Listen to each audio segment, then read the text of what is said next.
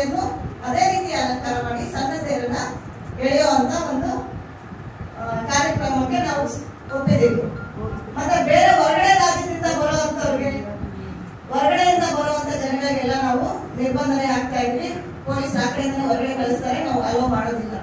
So local ಅಲ್ಲಿ ಇಲ್ಲಿರೋ ಜನಗಳು ಮಾತ್ರ ನೀವು ಈ ಒಂದು ಜಾತ್ರೆಯನ್ನ ಮಾಡ್ಬೇಕಂತ ನಿರ್ಧಾರ ತಗೊಂಡಿವಿ.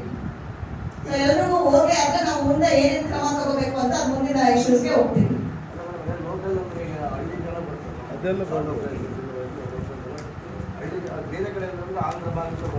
ಆಂಧ್ರ ಎಲ್ಲ ಅಲೋ ಇಲ್ಲ. ನಮ್ಮ ಈ ಚಳ್ಳಕೆರೆ ತಾಲೂಕು ಸುತ್ತಮುತ್ತ ಅಲ್ಲಿಯೂ ಅಷ್ಟೇ. ನಾವು ಬೇರೆ ಹೊರಗಡೆಯಿಂದ ಬರೋ ಜನರಿಗೆಲ್ಲ ಅಲೋ ಮಾಡೋದಿಲ್ಲ. ಆಮೇಲೆ ಆ ಜನ ಸೇರೋದಕ್ಕೂ ನಿರ್ಬಂಧನೆ ಇರುತ್ತೆ. ಅಲ್ಲಿ ಬಂದ ಮೇಲೆ ಅವ್ರು ಯಾವ ರೀತಿ ನಮ್ಮ ಮಾಸ್ಕ್ ಹಾಕೊಂಡಿರೋದಾಗಿರ್ಬೋದು ಅಥವಾ ಡಿಸ್ಟೆನ್ಸ್ ಮೇಂಟೈನ್ ಅದೆಲ್ಲ ಮಾಡಬೇಕು. ಅದು ಆಗೋದಿಲ್ಲ ಅಂತ ಗೊತ್ತಿದೆ, ಆದ್ರೂ ಅದ್ರಲ್ಲೇನೆ ನೀವು ಅಷ್ಟನ್ನೆಲ್ಲ ಡಿಸ್ಟೆನ್ಸ್ ಮೇಂಟೈನ್ ಮಾಡೋದಾಗಿರ್ಲಿ, ಆ ಕೈಗಳನ್ನ ಸ್ವಚ್ಛತೆ ಮಾಡ್ಕೊಳ್ಳೋದಾಗಿರ್ಲಿ, ಥರ್ಮಲ್ ಸ್ಕ್ಯಾನಿಂಗ್ ಚೆಕ್ ಏನ್ ಮಾಡ್ತಾರೆ ಅದನ್ನೆಲ್ಲ ಮಾಡಿಸ್ಕೋಬೇಕಾಗುತ್ತೆ. ಜಾತ್ರೆ ನಿಲ್ಲೋಕೆ ನಾವು ಬಿಡೋದಿಲ್ಲ. ವಿಧಿ ವಿಧಾನ ಏನಿದೆ ಅದನ್ನ ಆಚರಣೆ ಮಾಡಿ, ಬಟ್ ಜನಗಳನ್ನ ನಾವು ಸೇರಿಸೋದಕ್ಕೆ ನಾವು ಮಾಡ್ಕೊಡೋದಿಲ್ಲ. ಯಾರು ಬರೋದಿಲ್ಲ. ನಾವು ರದ್ದಾಗಿದೆ ಅಂತೆ ಒಂದ್ ನಿಮಿಷ ರದ್ದಾಗಿದೆ ಅಂತ ಹೇಳ್ತೀವಿ, ಯಾರು ಅಲೋ ಮಾಡೋದಿಲ್ಲ.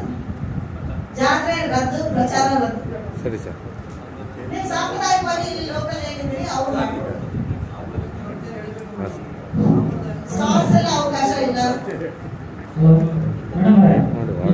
ನಮ್ಮಲ್ಲಿ ಸುತ್ತಮುತ್ತಲ ಹಳ್ಳಿ ಜನ ಬರ್ತಾರ ಅವರಷ್ಟೇ ತೇರು ಎಳಿತಾರೆ. ಹೊರಗಿನ ಅಂತ ಬಂದಿರ್ತಕ್ಕಂಥ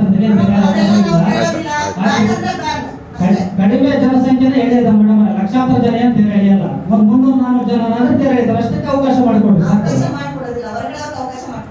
ಕುಕ್ಕೆ ಸುಬ್ರಹ್ಮಣ್ಯ ಇದೆಲ್ಲ ಹೇಳ್ತಿದ್ದಾರೆ, ಮಾಡಿದ್ದಾರೆ ಎಲ್ಲ. ಹೌದು,